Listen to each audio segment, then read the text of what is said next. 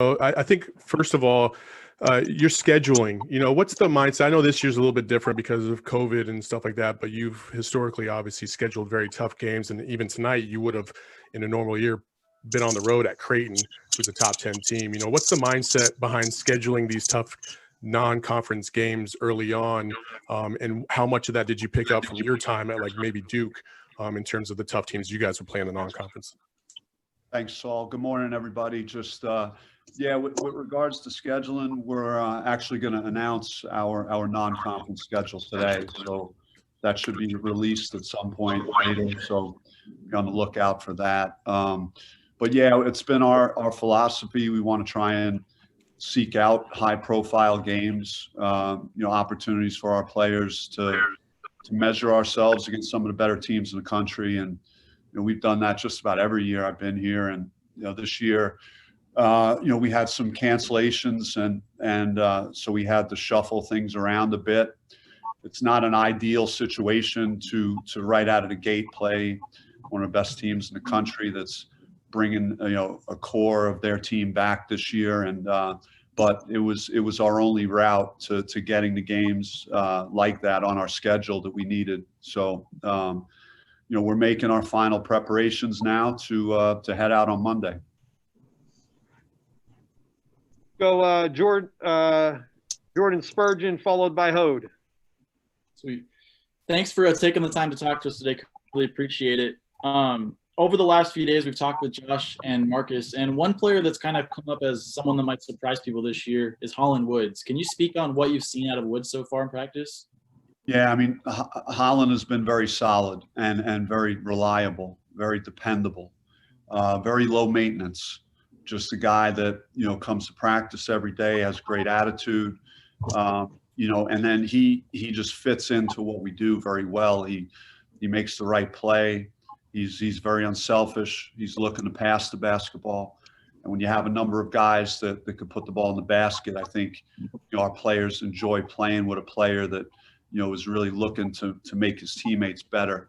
He's very experienced, so he's older, which is something that you really like. Coming in knowing that you have some young guys that are going to be playing a major role this year, to have someone else that is able to communicate with them and let them know what this is going to be like, because it's nothing like what I know Josh and Marcus have played against really good players, but when you're playing against these really, really good teams, like a Baylor or potentially a Villanova or any of the top teams in our conference, this isn't AAU basketball anymore. This isn't high school basketball anymore. I don't care how much talent you have. So, it's going to be an adjustment, and so I hope we're prepared for that, very early next week. Go Hode Rubino and then Ray Belcora. Hi, Bobby. I know that a lot of people may point to this team being more of a guard U makeup when you have Zoe, Remy, Josh, Holland coming off the bench. But are you really trying to balance this team so it does have a more inside presence, even though maybe the roster doesn't lend itself in that direction necessarily? Well, Hode, I'm not, we're not going to put 5 guards out there, and we're going to try and build combinations of players that make sense, that we could take advantage of our strengths, which we have a number of really high level, I think, players on the perimeter, and but certainly we're going to need production from Jalen Graham and Chris Oston and Tayshaun Cherry and Pablo as he gets his feet under him. So we're going to need, that interior presence, that rebounding, that shot blocking at the basket, and all the things that you talk about and trying to become a complete team. And that's our goal. I mean, it's very early, and we've had a very unusual offseason, but we got to get it in gear, and we got to practice better than we have the last couple of days. And so there are some alarms going off a little bit about what we're doing on the practice floor right now, and about our maturity level. We're kind of, I would equate it to someone dating someone right now.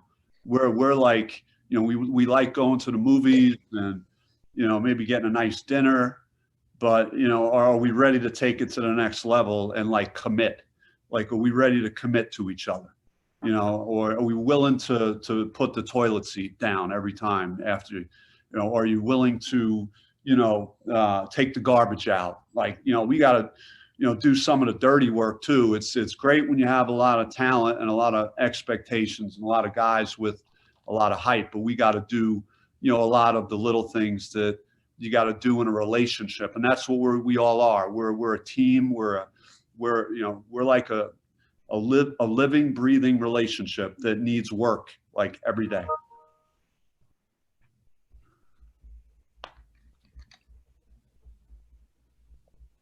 Hey, Bobby, just days away from playing one of the top teams in the country without any exhibition or even other game experience, and as a team with a lot of newcomers, do you have a good idea for what the rotation will be like at this point, or will that be pretty fluid?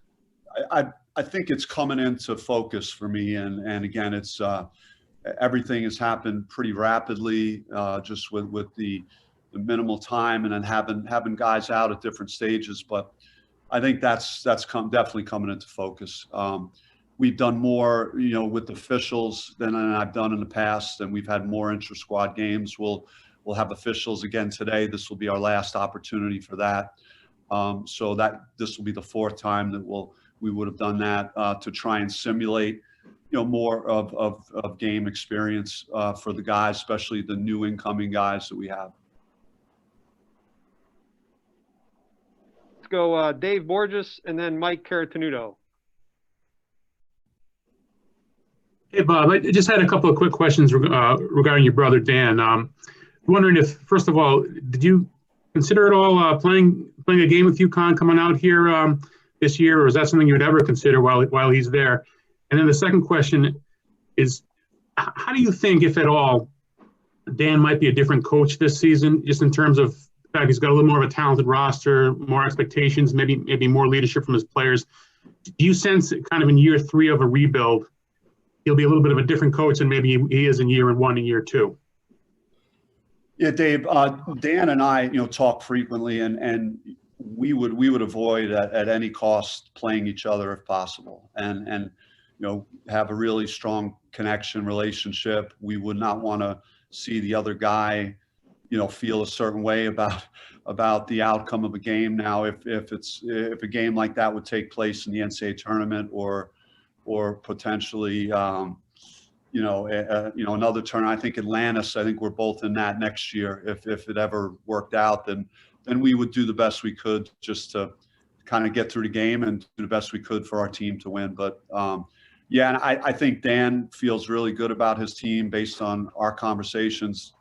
Obviously not ideal with what he's gone through with the 2-week shutdown, and so many teams across the country are facing similar issues. So but I think a big part of him just feels like really blessed and fortunate, like I do, that we have an opportunity to even get to this point where there's a chance that we can play games right now. So, but I think he really likes his team, and I know he's very athletic on the front court, great size and some really exciting young guards. So I'm really looking forward to watching UConn play this year.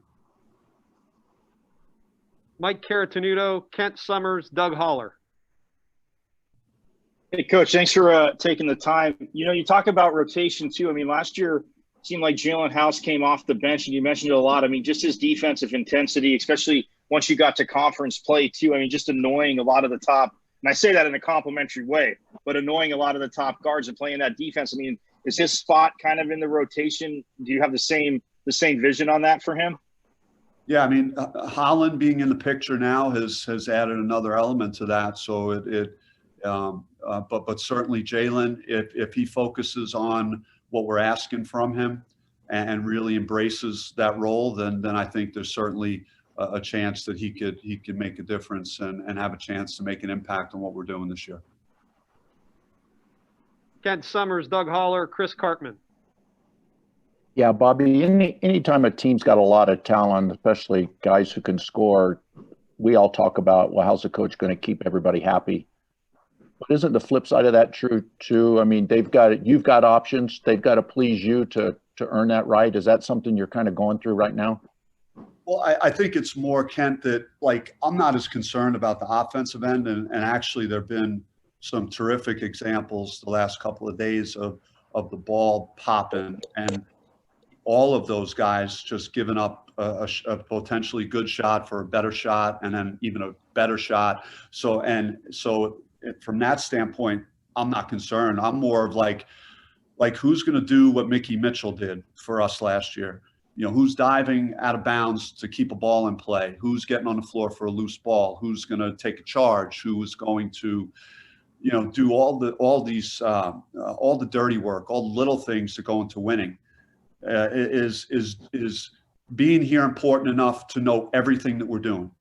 That when you leave here, you're going to watch our video playbook. So when we're running through dummy offense, that you just know, multiple positions. And you know, we've got to get it moving to get to that point. And that's a collective thing. It's not just one guy I'm talking about. We got to really circle the wagons and value all these details when you're playing against teams that, you know, the margin for error is very, very minimal. And that's and teams like Baylor will make you pay if you don't do all the things that I just mentioned to you. Doug Haller, Chris Cartman, Michelle Gardner.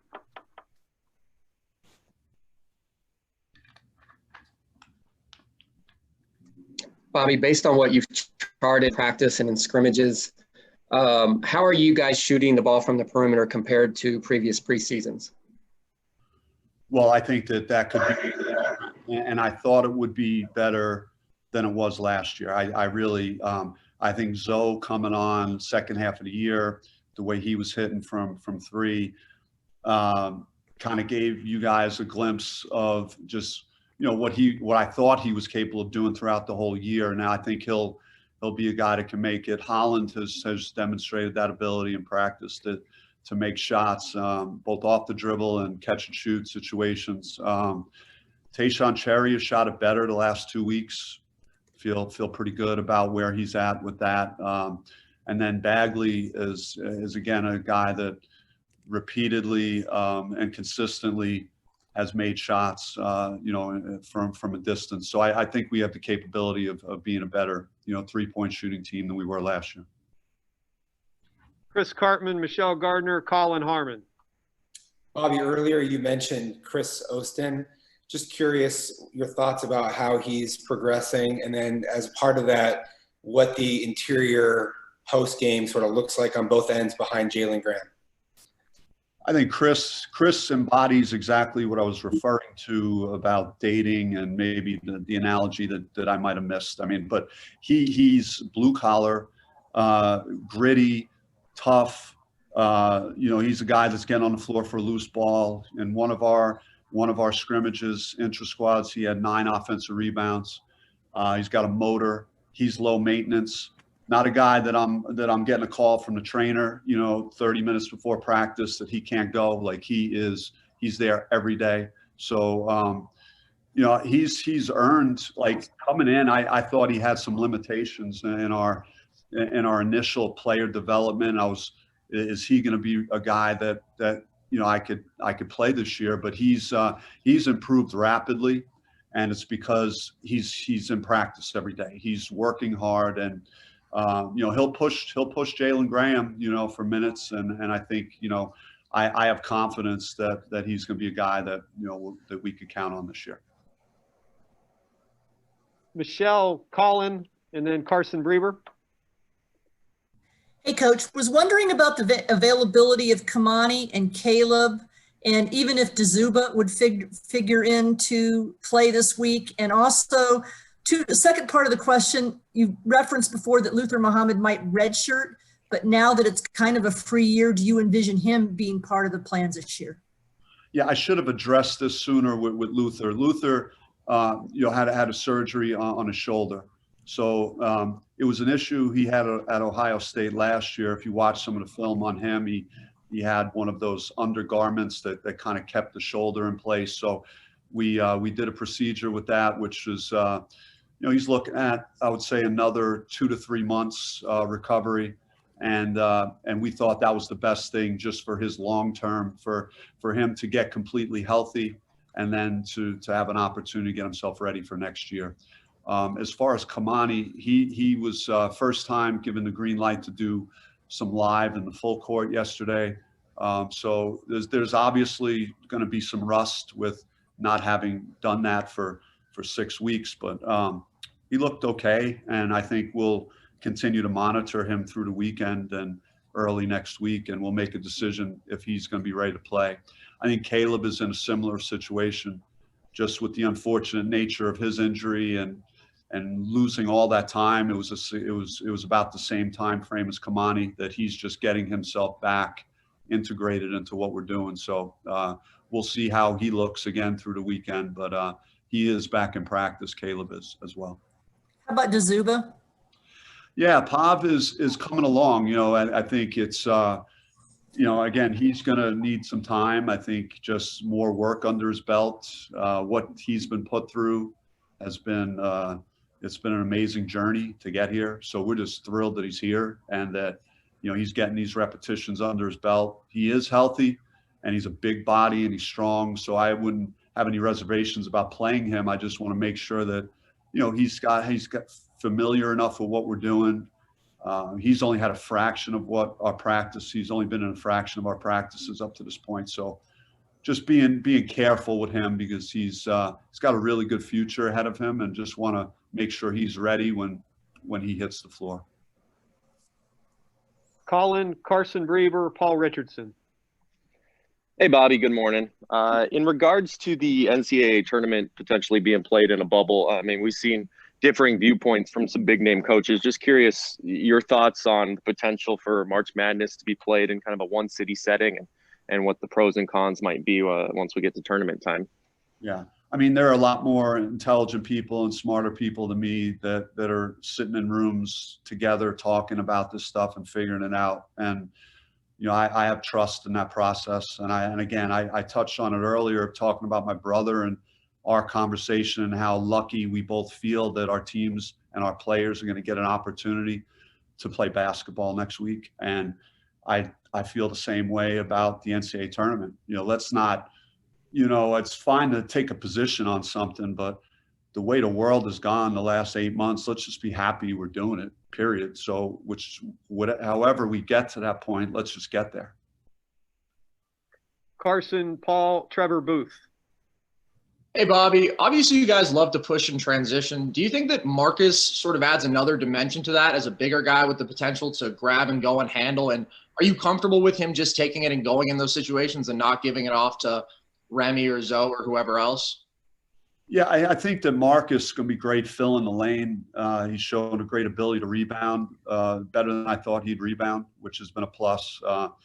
Unfortunately, at times I see him dunking with not many guys around him in transition too frequently, which means the other team is not getting back well enough. So certainly, hopefully we clean that up the next couple of days. But yeah, we would like to get him in the open court, not only just filling a lane and possibly dunking it, but just getting himself behind the line somewhere, because you know, with the way the guards could get in the paint, I think he's had numerous instances where we've been able to hit the paint before the defense has been set, and the guards are looking for him because he can make shots. Paul Richardson, Trevor, and then Tressa. Hey, Coach, the draft was the other night. When the draft is happening, do you hearken back more to your days with your peers being drafted, like you, Grant Hill, or do you think more about the kids that you coach now and look back to them and their draft night when they were drafted? Yeah, I thought about being there with Lou and Z and how that felt, and the pain that I felt, you know, that night. But looking back on it, I feel terrific for what Lou Dort is doing right now, and Zylan's in a great situation as well. So thought about that a little bit, and then just try and remind our team of examples of guys that are getting drafted. You know, I think the premium is on winning, and if you could be a part of something special in a winning program, your value is going to be significantly higher. These NBA organizations value guys that win. that and statistics don't always matter. You could look at a lot of examples of guys that put up huge numbers and didn't hear their name called. And then you're looking at other guys that are in the lottery that didn't even start for their team, or average less than 10 points. So as much as we talk about getting buckets and scoring points and putting up stats, I think it's more about, like, can you impact winning? How many different ways can you impact winning? What kind of leader are you? That's why you saw Peyton Pritchard get drafted in the first round. He put together a great career. He was a killer late in games. He could shoot. He's tough. And he had the experience. Teams trusted wanting to have a guy like him in their organization. So we try and remind our team of examples of guys and what it's going to take to get to that level. Coach, you had to be happy to see him go. It seems like he had 8 years of eligibility. Yeah, I mean, he hurt us, no doubt, over the years. So, but yeah, I'm happy for guys like that nothing was handed to him, had to grind it out, had to build a career, and had to earn it. And now he's in a good situation. So good for him. Trevor, Tressa, Zach. Hey, Bobby. Josh talked earlier this week about his confidence that you guys could interchange defensively and be pretty open to switching and being effective on that front. What's your sense of your guys' defensive versatility and identity this year in comparison to years past? Yeah, I think the same speed and athleticism and quickness that we could exhibit offensively, we have to commit to doing defensively immediately, starting today when I see the guys in like an hour and a half. So just our lateral movement, the more the guards can contain the basketball, contain the dribbler, is going to help our defense. And we need those guys, as good as they're going to be on offense. They have to strive to be one of the best defensive perimeters in the country, in addition to because they're going to score, they're going to make plays, they're going to be dynamic, I think. So, I think if we could really get that commitment from the core guys to do that, it would certainly enhance our chances to be a much better defensive team. Tressa, Zach, Saul. Hey, Coach. Tressa Todrick, 3TV CBS 5, Arizona's Family. Thanks for your time. Just curious how the transition, I guess you've been doing this for a while with younger guys. How is it taking a guy who's used to being the guy, like a Josh Christopher or Marcus Bagley, and kind of teaching them how to play the Wii basketball sort of scenario and not just be dependent on themselves?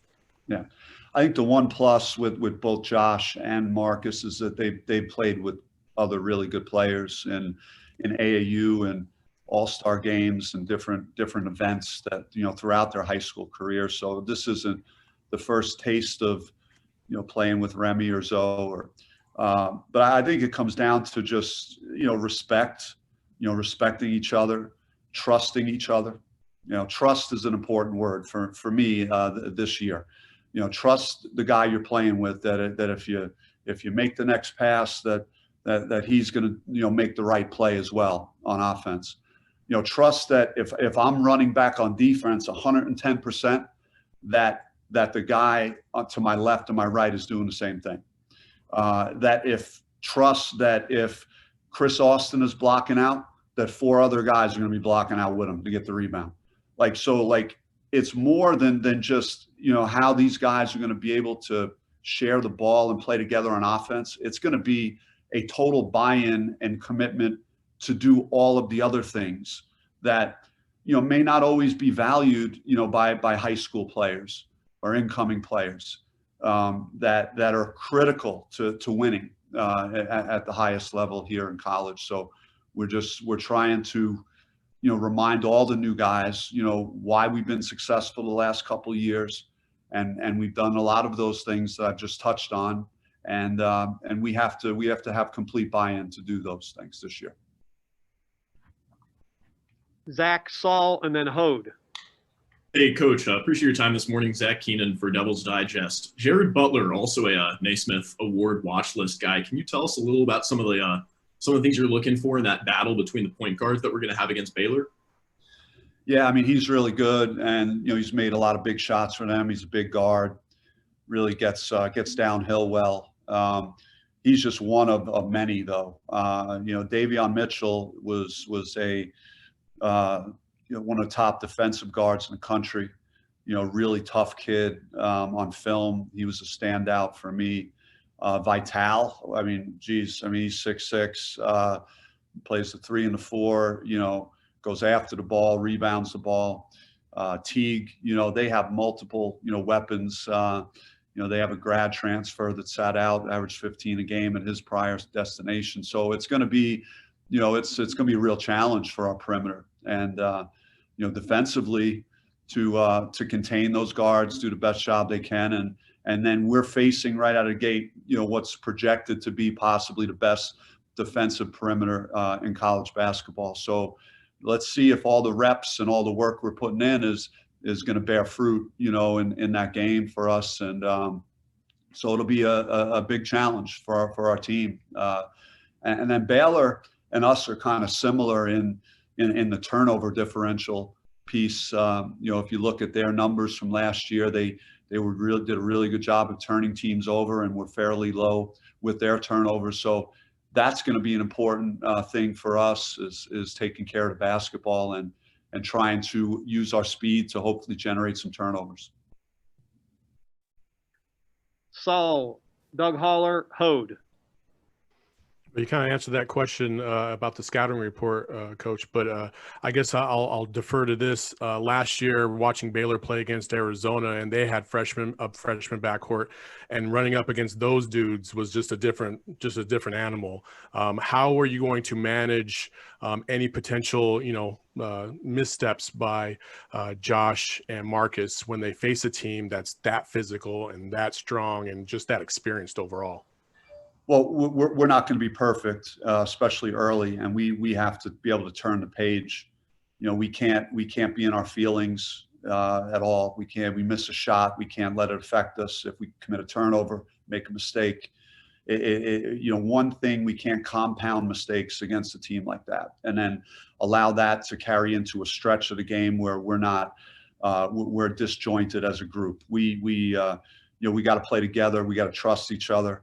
And stick together through it a lot. There's going to be adversity during that game for sure. I mean, I've watched enough of their games that if any of you want to just go watch Texas Tech at their place last year. It was, you know, those low scoring, every possession mattered, grinded out, and they got into overtime and won. And so got a lot of respect for how they play, how hard they play, how they defend, how they rebound, and you know, and they're older, so it's you know, we gotta grow up quick and be ready here. We gotta string together some good days on the practice court before we head out on Monday. Have you already started to implement your game plan for next week? I mean, we're in the process of trying to get everyone to execute what we're doing. Like, and it's always a bit of a mystery to know exactly what your opponent's going to do based on not having seen them play this year. And certainly they'll, like we do, would have similar things we'll do on offense that we did last year, but there's going to be new things that you're putting in based on new personnel and things. So, but I have a firm handle on, I think, on who Baylor is.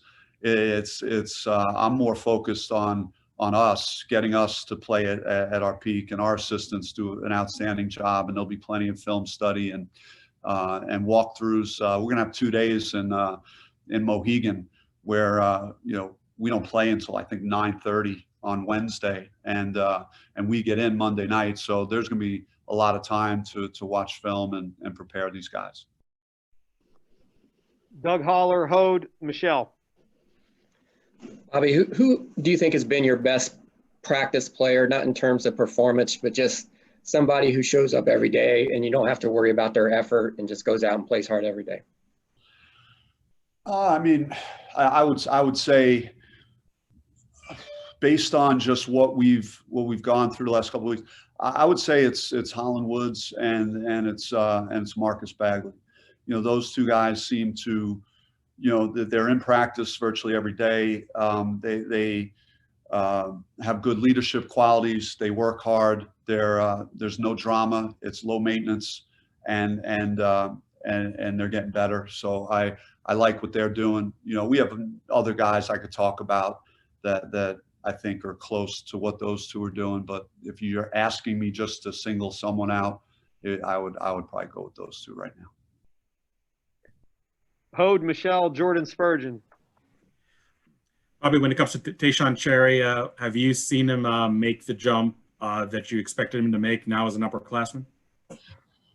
I mean, Tay he went through some things in the offseason, and I'm not going to, again, I think I might have said this, I'm not going to go into a lot of detail on that, but it's, I feel like he's in a good frame of mind over the last week or so.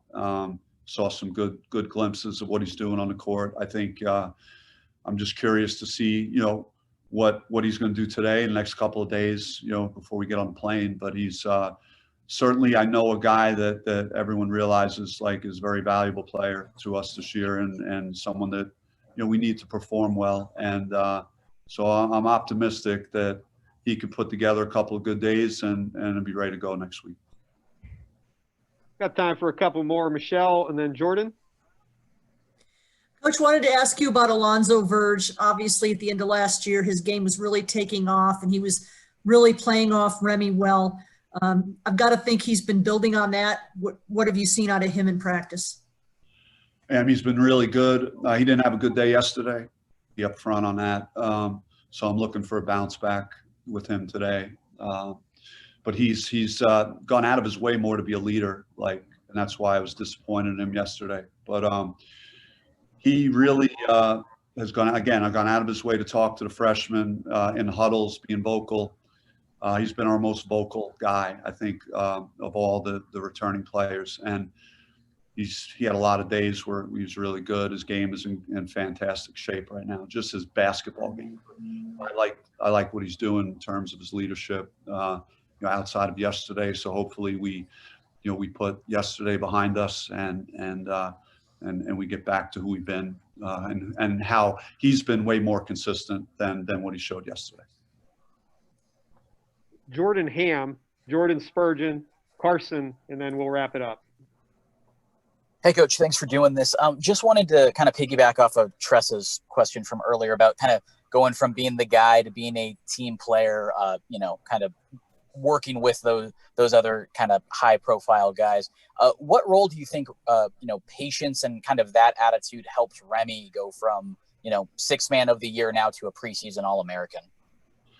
Yeah, I think Remy's circumstances were a little bit different coming in than, let's say, a Josh or a Marcus, just in terms of the ranking and the hype not being quite what you're seeing right now out of Josh and Marcus. So I think the pressure wasn't there necessarily to have it right away. And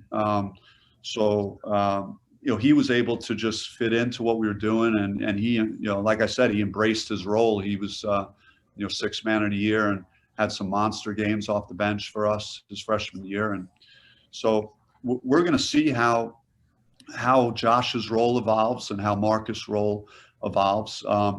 But I think, if they really stay the course with what we're doing and listen to what the coaches are asking from them, that they're positioned to have outstanding individual, seasons, and that's going to coincide with success if they're playing at the level they're capable of playing. Jordan Spurgeon and then Carson, and we're done. Cool. Coach, so yesterday Marcus mentioned, obviously him and Josh spend a lot of time after practice getting shots up, and he also mentioned he feels like there are spots where him and Josh are leaders. What sort of leadership qualities have you seen from them in practice? I just think my best advice is to lead by example. Just go out there and play as hard as you can. Go out there and make plays. Do what they're doing after practice. Maybe more guys are going to be willing to stay in the gym longer. So those are, I think we have plenty of vocal leadership. My voice is pretty strong. Coach Berno's voice is very strong. Remy Martin is going to be very vocal. Verge is going to be vocal. So we need guys just going out there and being connected as a group, and playing with a great attitude, with great, passion and toughness. And that's my advice for those guys. Just lead by example. Go out there and make plays. Go out there and, climb the ladder a few times, get us a few blocks. Marcus is taking charges in practice. I think I'm going to see a time soon when Josh is doing the same thing. And the more that guys buy into doing all those things, then the better success we're going to have this year as a team. But I think that those guys have been really good about their work ethic and how they come to practice every day and getting that extra work. That's really key for us. Carson, closing one. Hey, Coach, sort of along those same lines, you've talked about some of the areas you guys want to improve defensively, but who are those guys who you turn to, not just as vocal leaders, but to lead by example in those spots if things aren't going your way? Who do you put in the game to sort of get things together on that end? Well, I mean, I hope that Cherry, really, Tayshaun, could put it together and keep it together and hold it together. He's had, he plays with great energy. He really, rebounds the ball. He's a good position defender, has good instincts on defense. So you're strictly talking about defense and a guy that, I think could impact it. I think he would be that guy. Jalen Graham, with his shot blocking ability, is, I think I could switch Jalen out, 1 through 5. He moves his feet well. He's fluid. So I think he could have, a really good impact defensively. Jalen House, obviously, in his role to come in and really guard the ball well. And I think Remy's talked about that too. And I've seen it in practices, man. He's gone, and when Bagley's gotten it going in practice, he's switched off onto him and, given up 6-7 inches and has guarded him well in those situations. So I know that Remy is as good an offensive player he is and a good of, leader he is. He's focusing on being a defensive minded guy this year too.